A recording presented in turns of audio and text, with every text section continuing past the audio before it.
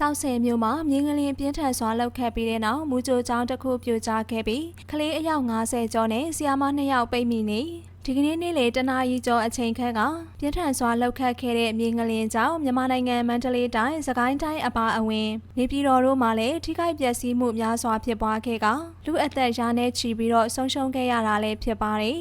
ထိုအထက်ကမှမန္တလေးတိုင်းကျောက်ဆည်မြို့နယ်ကမူကြိုကျောင်းတစ်ခုဟာငလင်းလောက်ခတ်မှုကြောင့်အစာဦးတစ်ခုလုံးပြိုကျခဲ့ပြီးကလေး50ကျော်နဲ့ဆရာမ2ယောက်ပိတ်မိနေခဲ့တာပဲဖြစ်ပါတယ်။ပိတ်မိနေတဲ့သူတွေကိုကယ်ဆယ်ဖို့အတွက်စ조사ခဲ့ကြပေမယ့်အသက်ဆုံးရှုံးဖို့အလားအလာများတယ်လို့လည်းသိရပါတယ်။အဆိုပါမူကြိုကျောင်းမှာထားသူမိဘတစ်ယောက်ကလည်း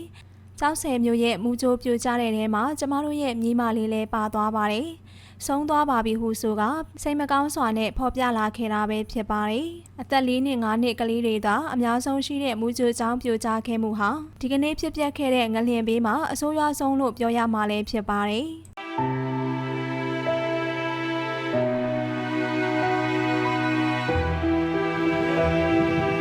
ဟုတ်လားဟိုဒီနေ့ဖြစ်သွားတော့ရဲ့ဘာလို့